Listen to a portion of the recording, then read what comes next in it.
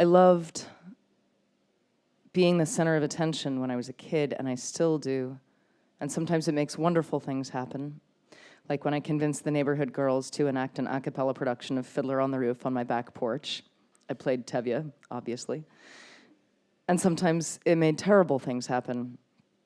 Like when I wore a bra to school, Madonna style, on the outside of my dress and got sent to the principal's office, and the principal delivered a lecture that I would absolutely kill to have a recording of, just to be able to use the line, "You think you're so special, Amanda, but you're not actually special," in my techno remix of Creep by Radiohead.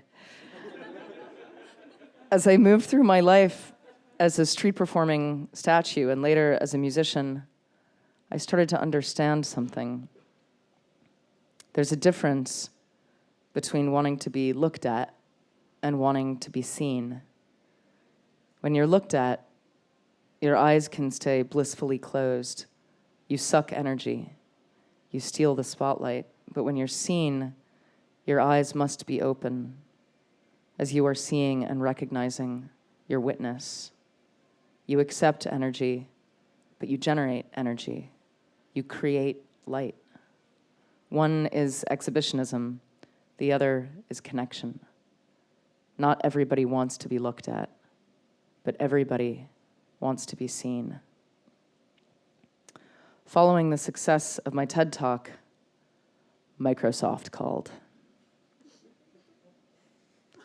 I don't know why I was expecting a reaction, but just like crickets. Okay. No, it's cool. It's cool. Okay, good. Fine. Microsoft called.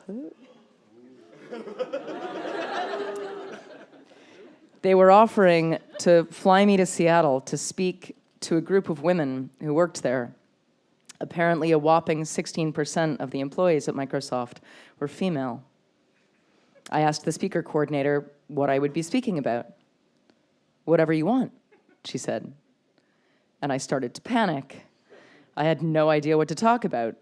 Crowdsourcing, music. Surely I could wax poetic for a half an hour about something, but these women were actually smart. And the fraud police were paying me a call. Fraud police is my own personal version of, what y'all might call imposter syndrome. So for 2 months, I avoided coming up with an idea worth Microsofting.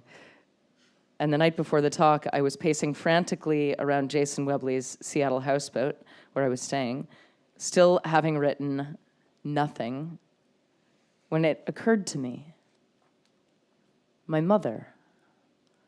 She'd been retired for a decade, but she'd worked as a freelancer for almost 40 years, applying her math whiz brain to the emerging field of computer programming. And growing up, I'd had no idea what she actually did all day after she threw her heels in a bag and drove her car into the rush hour traffic. And whenever she started trying to explain to me what her job entailed, the words blurred into a wall of noise. I hadn't called my mother in a while, but now I had something to ask her. And I needed her. She talked for 2 hours straight while I furiously scribbled notes about what it was like for her to be one of the only female computer programmers at various companies around Boston in the 60s and 70s. I poured myself a glass of wine. On the other end of the phone, on the opposite side of the country, so did my mom. And for the first time, in earnest, it was like we were drinking together. I listened to her stories about the sexism and the judgment and the weird harassment. She told me the story about the guy she programmed with who got fired for looking at too much porn on his office computer.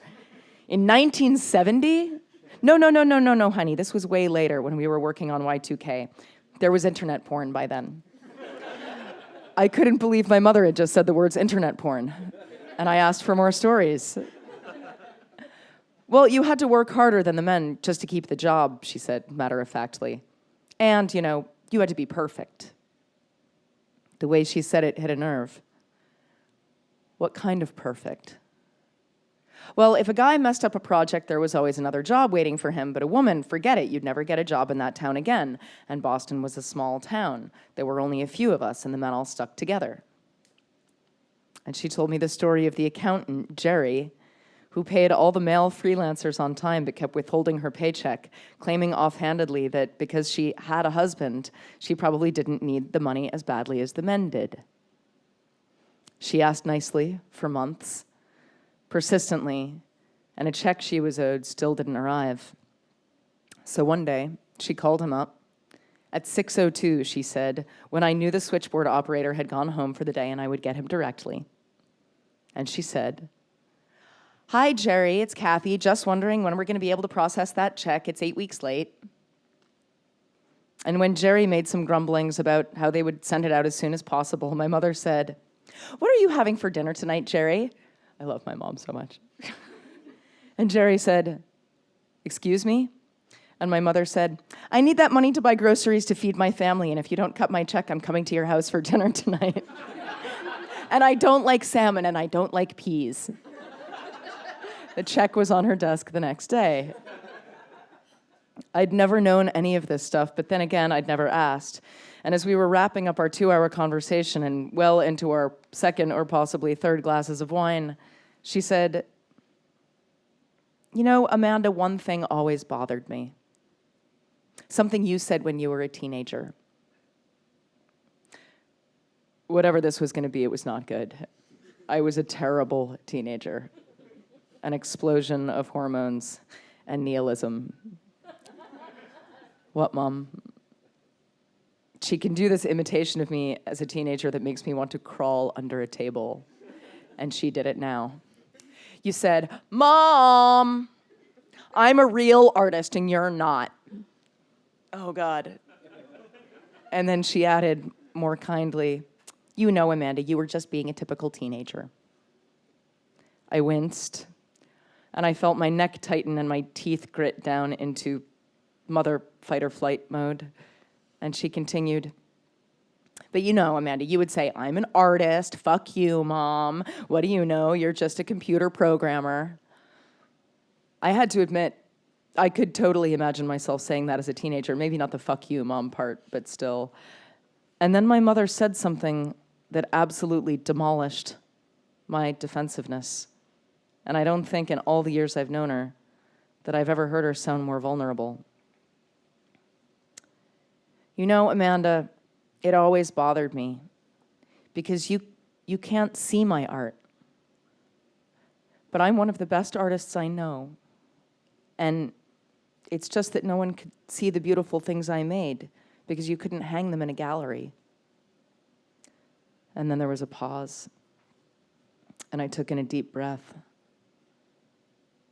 "God, Mom, I'm sorry." And she laughed, and her voice turned to cheerful again. "Oh, don't worry, sweetie, you were 13. As I related this story the next morning to a small theater filled with 200 women of Microsoft, I added a confession, which was that in all my years of rock and roll touring around and supporting people and advocating for women and giving all these strangers and fans permission to embrace their inner fucking artists and to express themselves fully and look at their own work and lives as beautiful, unique, creative acts, I'd somehow excluded my own mother. And maybe, by extension, a whole lot of other people. And I looked out at the women of Microsoft, seeing present-day versions of my 1970s programmer mom. Maybe they all felt thoroughly misunderstood by their own bitchy teenage wannabe poet daughters. Who knew? So I thought about all the things she told me over the phone, I said to the room. And I thought about her work that I couldn't possibly comprehend, about the actual creative work she had done. All of that delicate, handmade programming she did into the dead of night to switch one platform to another on some critical company deadline. How outside the box she said that she would think and venture to fix a problem, and how insanely proud she felt when it worked. And the true beauty of those things. And the sadness, too, because nobody ever, clapped for her at the end of the night. And as I looked out into the audience, I saw that 3 or 4 of the women of Microsoft were sniffling and dabbing their eyes. And my own throat tightened up. And she couldn't hang her work on a wall. I can. I do my art in public, and people applaud all the time. And my mom never really got that. and she's retired now. After the talk, I hugged a handful of the women of Microsoft, got back in my rental car, turned the radio up to 11, and peeled out of the office park. Take that, fraud police.